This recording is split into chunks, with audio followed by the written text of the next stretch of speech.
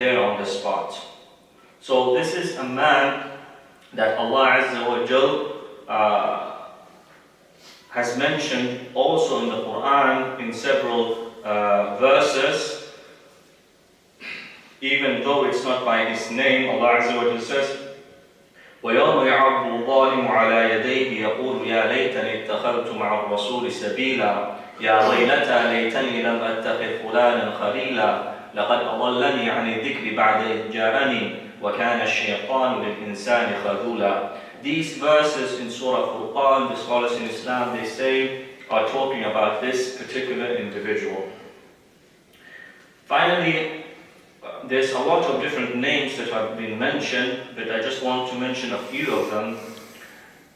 The final person of importance that went against the Prophet ﷺ in a very open way was a man by the name Al-As bin Wa'il.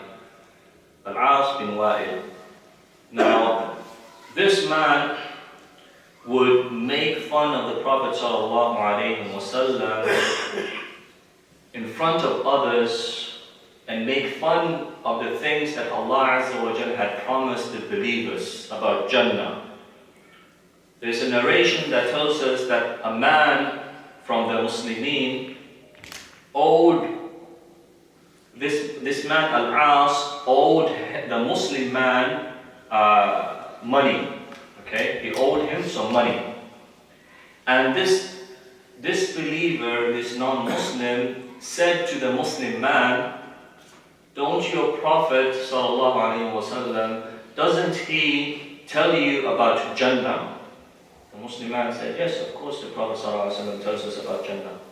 And the man said, doesn't he promise you that in Jannah you will have whatever you want? And the Muslim man said, yes. So he said, when I go to Jannah, this non-Muslim is speaking, he said, when I go to Jannah, and Allah blesses me with wealth, money, and children, then I'll repay your debts. I'll pay you your money back. So this was one of the ways that he was trying to make fun of the religion to a Muslim. And Allah Azza wa Jal revealed verses concerning him. And Allah Azza wa Jal said, أَفَرَأَيْتَ الَّذِي كَفَرَ بِآيَاتِنَا وَقَالَ لَأُوتَيَنَّ مَالًا وَوَلَدًا. Have you heard or have you seen the man that disbelieves in our verses in the Quran?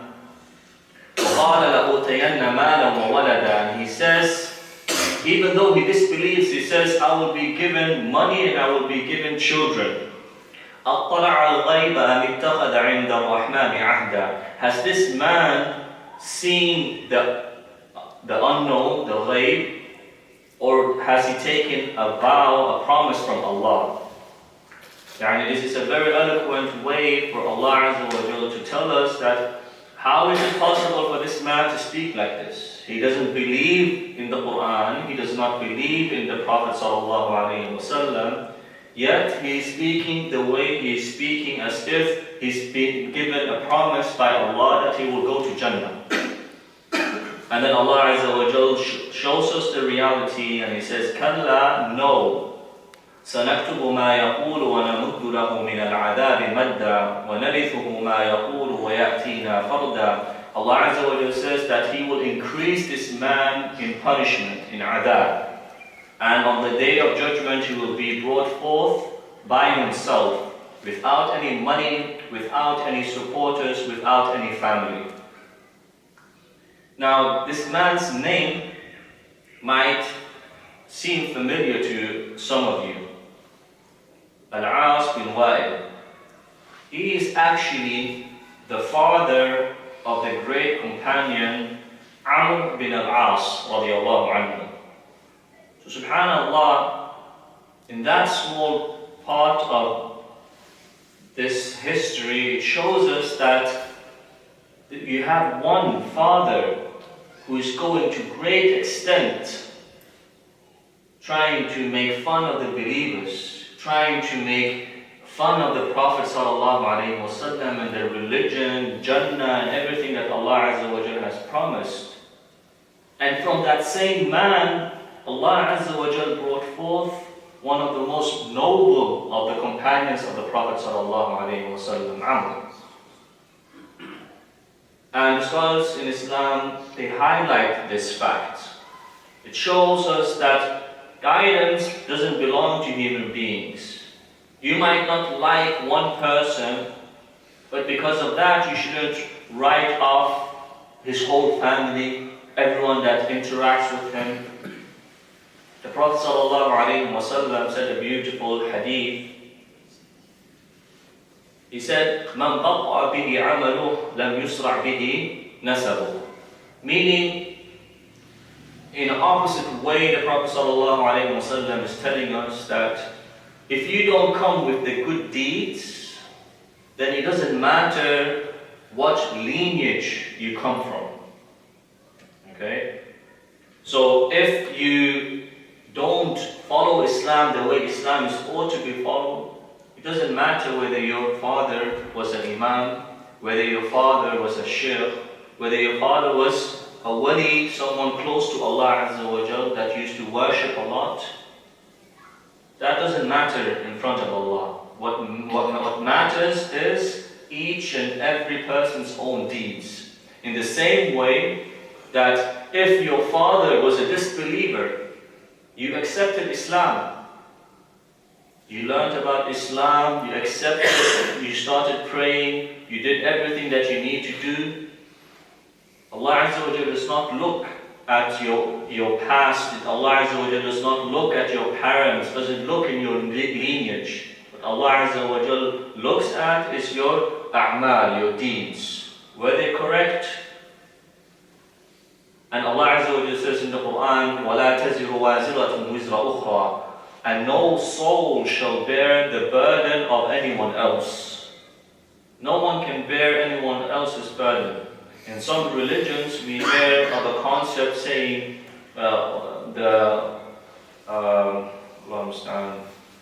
origin of sin, or the original sin.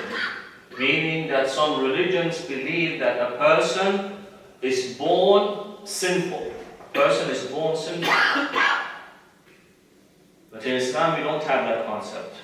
In Islam, every human being is born without any sin. Doesn't matter if you're the child of Fir'aun. Doesn't matter if you're the child of the Prophet ﷺ. Everyone is born on the same level. And everyone has the same opportunities in getting close to Allah Azza wa Jalla. So in this you have a great example. This man was against the Prophet ﷺ, and he even fought against the Prophet ﷺ. And yet his own son accepted Islam. And again, this is not something new. It's not something that is unique. You hear about this again and again. So much so that even on the battlefields, when the mushrikeen and the Muslimin would face each other, sometimes sons would have to fight against their own fathers. And inshallah, we'll mention that a bit more in the upcoming class. And we'll conclude here for today's lesson. And inshallah, the way that we will do it is we'll carry on next time with the mentioning of the up until the hijrah to Habasha, the first hijrah of the Muslimin to Ethiopia, and then later on we'll carry on until the hijrah of the Prophet ﷺ and the companions to Al-Medina. But I want to also mention that tomorrow's class will be postponed, meaning that the next class inshallah is going to be Friday, this coming Friday, and we'll carry on inshallah like that. And before I finish, again I want to make that request. Please take it upon yourself to think of a way to help benefit this class.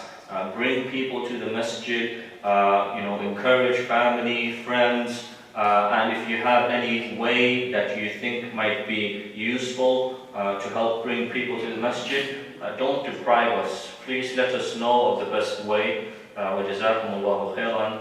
and inshallah we'll take any questions you might have now.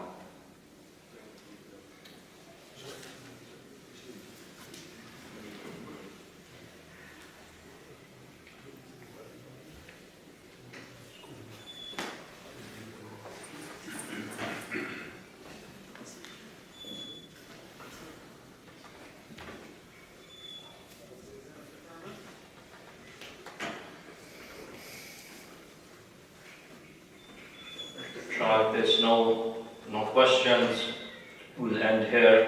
وجزاكم الله خيرا. السلام عليكم ورحمة الله وبركاته. وعليكم السلام ورحمة الله وبركاته.